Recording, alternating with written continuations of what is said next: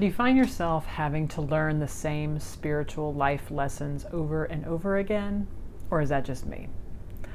Last month, I took a class from the American Red Cross on CPR and first aid.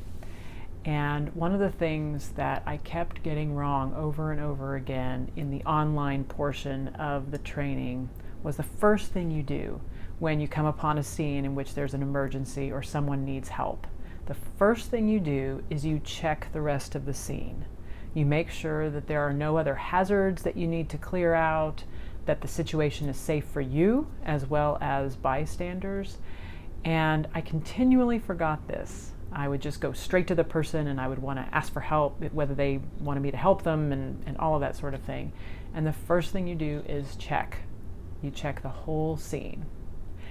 And you would think that I would know this by now, because as someone who thinks about improv a lot and studies improv and tries to practice it in my life and on stage as much as possible, the first rule of improv is to receive what is offered, to see what is happening and to respond to it. But how can you respond if you don't see clearly what's going on around you? And that's what check is all about. You may think this is the emergency, but there may be even bigger hazard that you need to know about. And as I was thinking about this, it reminded me of one of the things I learned from a book about improv. So when circus performers have a situation where the routine doesn't work, like a clown falls over or does something that wasn't part of the routine, they do this thing called a circus bow.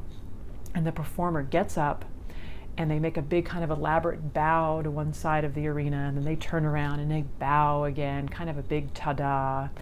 And one of the things that does is it sort of says, hey, I meant to do that, and I'm sort of with you, and we're just going to roll with whatever happened. But the other thing that it does that's really important is it helps the performer ground in where they are in time and space. They can sort of, if they're discombobulated, they can stand and sort of say, okay, I'm looking around here, and they can look around behind them.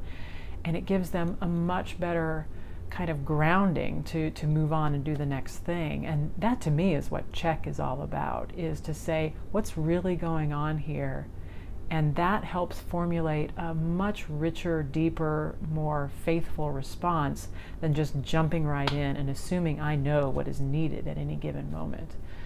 Now, I haven't had the chance since my class to save any lives yet, but that has really been so helpful for me to think about taking that moment just to check.